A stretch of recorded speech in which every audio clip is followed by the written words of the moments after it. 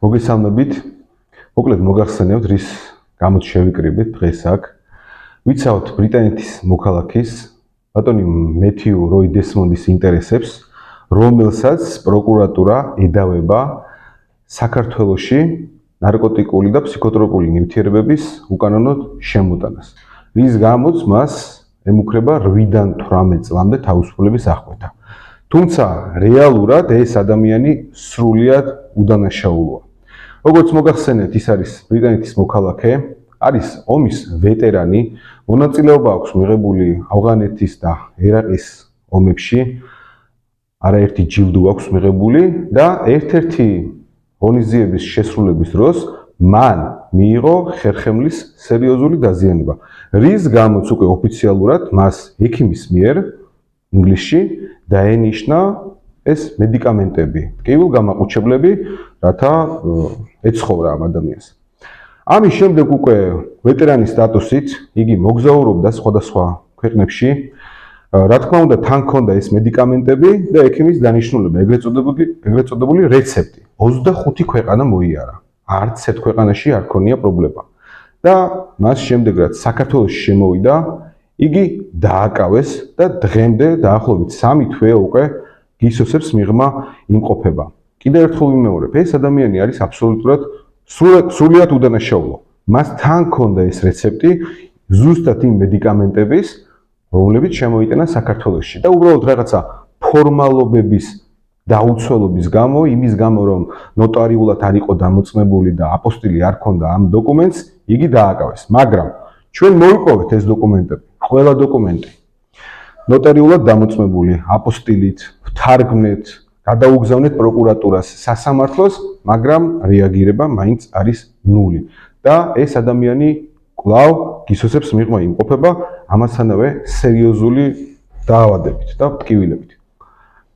ამიტომ ჩვენ ბრალდებულის და მისი ოჯახის თხოვნით გადავწყვიტეთ ამ საქმის გასაჯაროება და მოუწოდებთ პროკურატურას რეაგირებისკენ, ვინაიდან სრულიად უდანაშაულო ადამიანი, ომის ვეტერანი, სერიოზული დაავადებით იმყოფება გისოსებს მიღმა, მოახდინონ შესაბამისი რეაგირება, გაუფორმონ ამ ადამიანს ან განრიდება, ან ადეკვატურ პირობებზე საპროცესო შეთანხმება. წინააღმდეგ შემთხვევაში ჩვენ ვიტოვებთ უფლებას, რომ გადავდგათ სხვა ქმედითი ნაბიჯები, რაც პროკურატურის იმიჯისთვის იქნება დამაზიანებელი. დამატებით მოგახსენებთ, რომ საზოგადოებისთვის ცნობილი იყოს ეს ფაქტი, ის მედიკამენტები, რასაც პროკურატურა ამ პიროვნებას ედავება, რომ თითქოს როგორც ნარკოტიკების შემოიტანა ქვეყანაში, სხვა რაღაც დანაშაულებრივი საქმიანობის განხორციელების მიზნით, არ არის სწორი, რადგანაც ექიმის მიერ გაცემულ ცნობაში პრეგაბალინი, ბუპრენოლფინი, კოდეინი, სამივე დასახელება, რაზეც საუბარი არის, გაცემული არის რეცეპტში. ეს რეცეპტი ჩვენ ვთარგმნეთ, აპოსტილით არის დამოწმებული, გამოგზავნილი ბრიტანეთიდან და წარდგენილი არის, როგორც შემოწმება მოგახსენათ, როგორც პროკურატურისთვის, ასევე სასამართლოსთვის. ამიტომ ის ფაქტი იმაზე მსჯელობა, რომ პიროვნებამ განზრახ ქვეყანაში შემოიტანა ნარკოტიკული ნივთიერებები და აპირებდა ამ ნივთიერებების შემდგომ გასაღებას ან არ ვიცი, რაიმე სახის უკანონო საქმიანობაში ჩართვის სარგებლის მიღებას, ეს არ არის სწორი, არ არის ლოგიკური, რადგანაც სამივე დასახელება თითოეული მათგანი ემთხვევა ექიმის მიერ გაცემულ ცნობას. აქედან გამომდინარე, არის პიროვნება უდანაშაულო, ამ საქმეში ასევე აქტიურად ჩართული არის ბრიტანეთის საელჩო და ცხადია მივიჩნევთ მისი ადვოკატები, რომ პიროვნება არის უდანაშაულო და ის დაუყოვნებლივ უნდა გათავისუფლდეს ან გაკეთდეს საპროცესო შეთანხმება ლოგიკური და ადეკვატური პირობებით.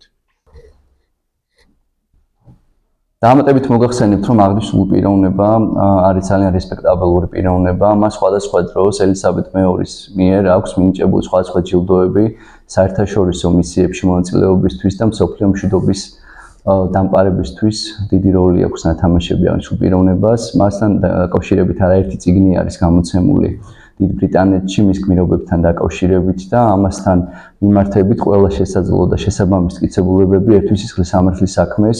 დაახლოებით 3 თვე არის მიმდინარეობს აღნიშნული პროცესი და მეტად მნიშვნელოვანი არის, რომ აღნიშნული პროცესში გონიურ ვადებში დროულად დამთავრდეს იმდაგვარი პირობებით, რაზეც ჩვენი კოლეგებმა გაამახვილეს ყურადღება.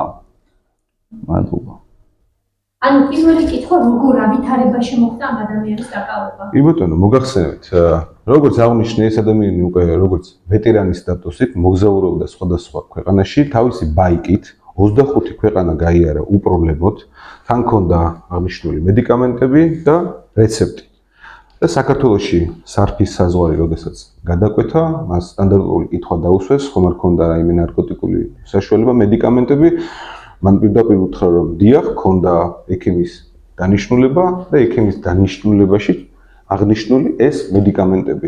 ასევე ჩვენ ენაზე ეგრეთ წოდებული ფორმა 100, სადაც წერია, რომ მას აქვს ხერხემლის ძალიან სერიოზული ტრავმა მიღებული და ამის გამო აქვს ეს მედიკამენტები დანიშნული, მაგრამ მიუხედავად ამისა არ გაითვალისწინეს არაფერი და ამხელა ადამიანი ამხელა ტრავმით ჩასვეს ციხეში. თქვენ ახსენეთ საპროცესო შეთანხმება. მიდის ამაზე მოლაპარაკება, რა ეტაპზეა საქმე? საპროცესო შეთანხმებაზე მოლაპარაკება ზოგადად როგორც წესი ყოველთვის მიმდინარეობს, თუმცა პროკურატურის მხრიდან არანაირი პასუხი არ არის ჯერ, არც დადებითი, არც უარყოფითი. რაიმე შემოთავაზება ჯერ არ ყოფილა მათი მხრიდან. ამ საქმის განხილვა ბოდიში რა ეტაპზეა? თვითონ საქმის განხილვა უკვე არსებითი განხილვის ეტაპზეა, ან უნდა გავაფორმოთ საპროცესო შეთანხმება, ან დავიწყოთ მოწმეთა გამოკითხვა. და თქვენ ანუ პირველ ნაწილში როცა ამბობთ რომ წარადგინეთ ყველა დოკუმენტაცია ასე შემდეგ, ანუ პროკურატურამ რატომ შეიტანა ეჭვი რომ ეს იყო რეალური ეს წამლები რაც ქონდა რომ ნამდვილად ექიმის დანიშნულებით იყო. რატომ გაჩნდა ეს ეჭვი თუ ყველა დოკუმენტი თან ქონდა ამ ადამიანს? როგორც მოგახსენეთ, ამ ადამიანს ყველა დოკუმენტი თან ქონდა, უბრალოდ რომელიღაცა მინისტრის რომელიღაცა წელს გამოცემული ბრძანება ზედმიწევნით არ ქონდა შესრულებული, ანუ ფორმალობები არ ქონდა დაცული, რომელიც ადამიანმა უნდა შეასრულოს საზღვარზე მედიკამენტის გადმოტანის დროს, ანუ ძალიან ელემენტარულ ფორმალობებზეა საუბარი, ანუ რაც შემდეგ ეტაპზე უკვე ჩვენ გამოვასწორეთ. როგორც მისმა ადვოკატებმა და ეს მტკიცებულებები, ეს დოკუმენტაცია სათანადო წესით გამოწმებული ნათარგმნი გადავეცით მათ.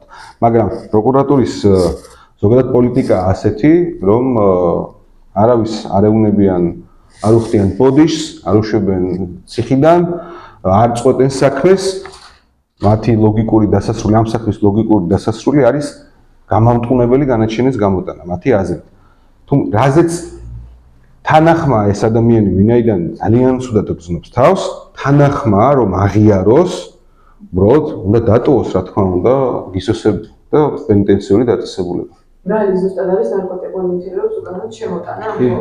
დიდი ოდენობით ნარკოტიკული ნივთიერების და ფსიქოტროპული ნივთიერების შემოტანა 262 მოხლის პირველი და მეორე ნაწილებია 8-დან 12 წლამდე თავისუფლების აღკვეთას ითვალისწინებს.